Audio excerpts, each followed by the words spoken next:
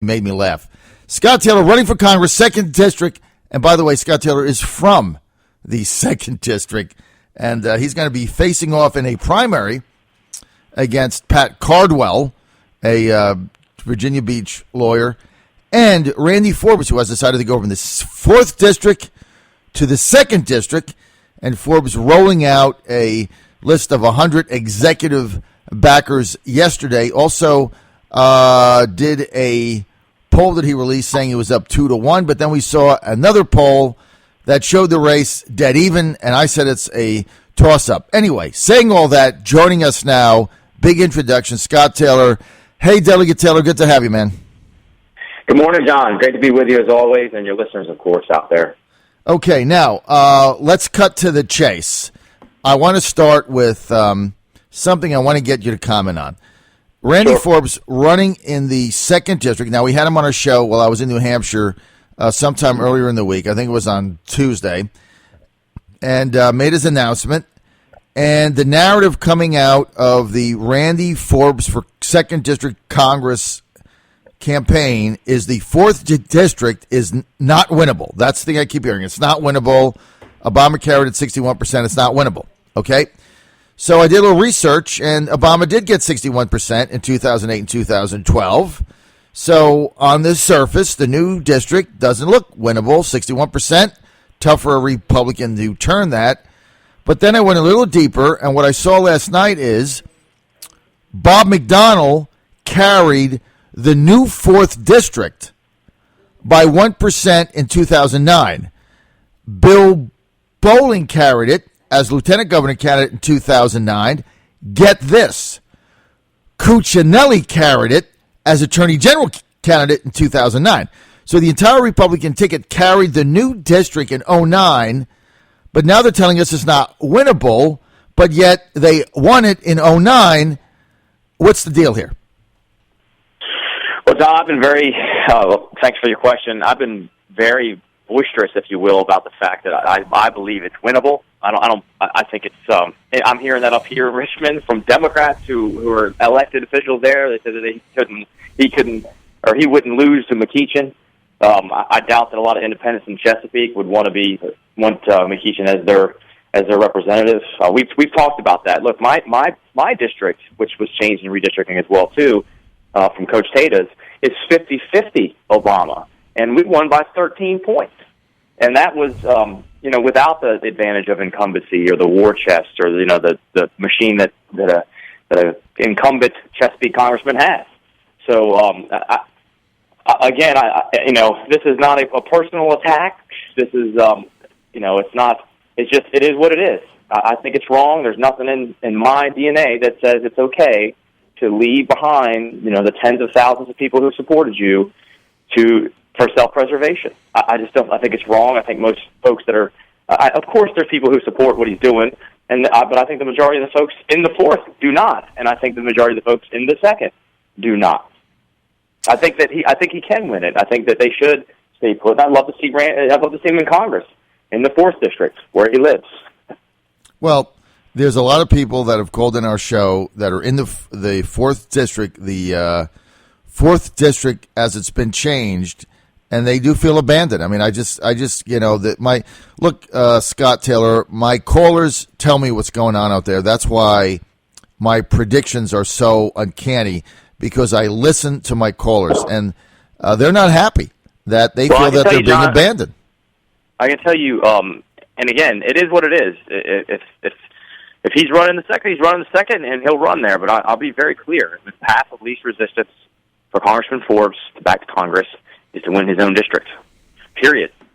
You mentioned the polls earlier. We weren't even going to release our polls, but we had to because of the polls that were released by their camp, which were skewed. I mean, if you look at the questions that we asked, the first question was, who would you vote for? That's that simple, myself or him. And you saw it was a statistical tie, which of course you called on in your email just recently.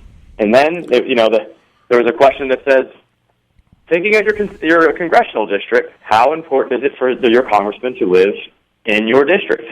Very simple, non-skewed question. Almost 80% of the people said It's very important, or strongly important, or very important, one of those two. But basically, very important. And then they release and saying that the overwhelming support, which is statistically impossible if they were polling Republican primary voters with an honest question.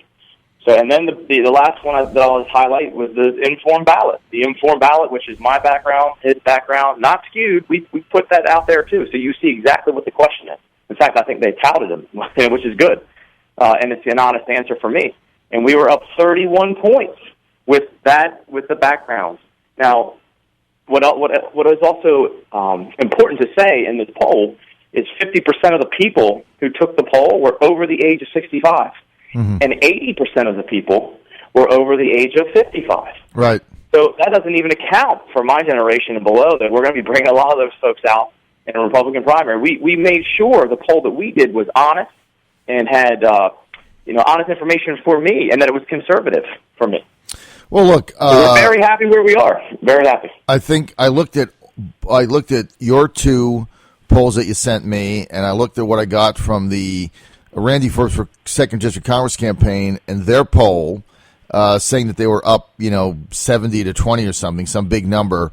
And I looked at all of them, and I think the most accurate poll is the second one you had that said, who would you vote for today? Scott Taylor, Randy Forbes, and that was a statistical dead heat. I think that's really where this race is. And look, when you go into a district and you say, I took this poll, which is run by my polling company that I pay to give me advice, and says I'm up 2-1, and you release that, I don't really know what the purpose of that is, because it number one, it makes your backers complacent. So I'm not really sure why they did that. I mean, if they're up 2-1, good for them. I don't think they are. I think right now, if this election was held today, I think it's 50-50 right now. We got a long way to go. Now, I want to talk about something else. Common Sense News Time.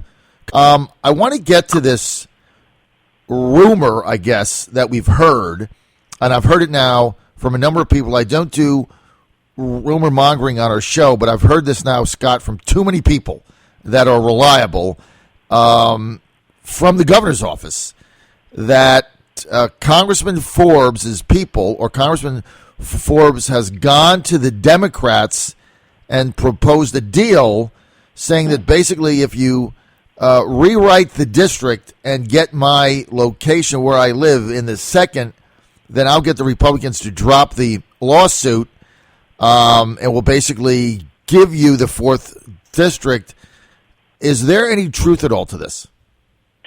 Let me preface this by saying, whatever he decides, if he's coming over the second, we're gonna run and we're gonna win on the things I've already accomplished and what we're gonna do and what and then he's gonna have to run on his record and all those things. So let's say that first. But what I will tell you, John, is yes, it is. I got a call from, actually I talked to someone high up in the administration who told me that they got a call from a surrogate that basically said, we will give you the 4th district, stop the lawsuit, if you draw Mr. Forbes into the 2nd district. Now, then a day later, I get a text message from someone in my Republican caucus, who's right outside of leadership, basically, saying, hey, have you heard this? This is what I'm seeing.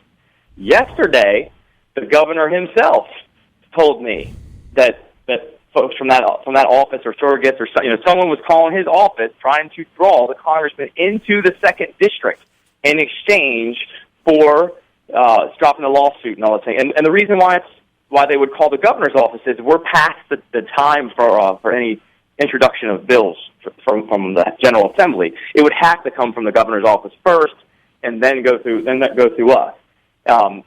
That's incredible. So I wasn't on the phone call, but I'm hearing it from my caucus, from the governor himself, and someone high up there. And let me say why that's disgusting to me. To me, it's already wrong. It's already bad to say I'm going to leave people behind for self-preservation. But to say I'm going to trade them to the Democrats for self-preservation is insane to me. It's insane. So I wasn't on the call. I don't know who called. I did hear one name, but I can tell you, yes, from our caucus, the Republican caucus, to someone very high up in the governor's office, to the governor himself has told me this. And people do know about it. I mean, the press knows about it up here, and I know they're already digging. So, I mean, that to me is, I mean, it's just disgusting. It's immoral. So I imagine it will come out. So I'm just telling you what I heard from the horse's mouth, the governor. So I want to get this straight. I don't know how you feel about that because I know you're in the floor. Well, I want to get this straight, Delegate Taylor. You're saying that Governor Terry McAuliffe of Virginia told you personally that he has been solicited by the Randy Forbes for Congress team to start an initiative to draw Randy's House block into the 2nd District, and in exchange for that, they would drop the lawsuit that the Republicans are initiating right now in Virginia to challenge the redrawing of the districts. Is that what you just said? I'm saying that the official said all those things. The governor confirmed that to me. And yes, absolutely, I'm saying that. Senator Linwood Lewis was standing right next to me when the governor said it yesterday. So, yes, I am saying that. That's exactly what I heard. So, again, you know, when you're a representative, you're an extension of your people, period. So if there's a fight and you're in a fight, they're in the fight too. So in my opinion, you stay and you fight for them. That's why we elevate leaders. We elevate leaders. We make them with this. It's a responsibility. It's an honor, and it's for them to protect us. And that is not what's happening here, in my opinion. And like I said, from what the governor said, from what someone in my own Republican caucus said, who I trust 100%, and from the cabinet-level official said to me, too, yes, that is exactly what I heard. And Senator Linwood Lewis, Democrat, 6th District, Eastern Shore, was standing there. He was standing right next to me when the governor said that to me. And I actually asked the governor, I said, will you go on record with that? And he said, I'm already public with it. That's what he said to me yesterday. Yesterday? Yes. So how could Randy Forbes stop a Washington Republican National Committee lawsuit that they're trying to take to the Supreme Court of the United States to overturn the lower court's decision? How could? Well, I don't know if it's their law. I don't know if it's their lawsuit. I know that he's on something. I don't know what the procedure is. I'm just telling you what I was told. So basically, what you're saying is Randy Forbes' organization, because it's not from Randy, but one of his surrogates, said, "Look, you draw the congressman's block into the 2nd District, and we will throw the 4th District to the wolves, or to the Democrats, if you will. Drop the suit. You get the 4th District. You pick up a seat. Done deal. Draw us in. We stay in the 2nd. And so we'll trade our seat in the 2nd for giving the 4th District to the Democrats, and we'll drop our lawsuit." I'm going to be clear, because I'm not saying it's from his campaign. I'm saying it was someone on behalf of them. That's what I heard. I think the name will probably come out. I'll reserve that for the press, because I know they already know. They talked to me, too, yesterday. They already know the name. I'll let them deal with that. I'm not saying it's from the campaign. I'm saying it's someone on behalf of them. Someone that is soliciting on behalf of them, like maybe a consultant or something like that. I don't think they're paid direct. I don't think they're paid by them. Okay. No, I don't think they're paid by them. So just someone disconnected enough for deniability. I think that's a fair statement. I'm just trying to get to the bottom of this, right? I mean, I don't know. I wasn't there, but I'm going to certainly, I can guarantee you this. I'm going to call Senator Lewis in 5 minutes when I get off, when I get to the bottom of the hour, and I'm going to call him and ask him straight up if he heard this, and if he did, I'll tell my listeners immediately what the deal is. Because, look, at the end of the day, Randy Forbes can run in the 2nd, and he can go fight, and he might win. But I think if you're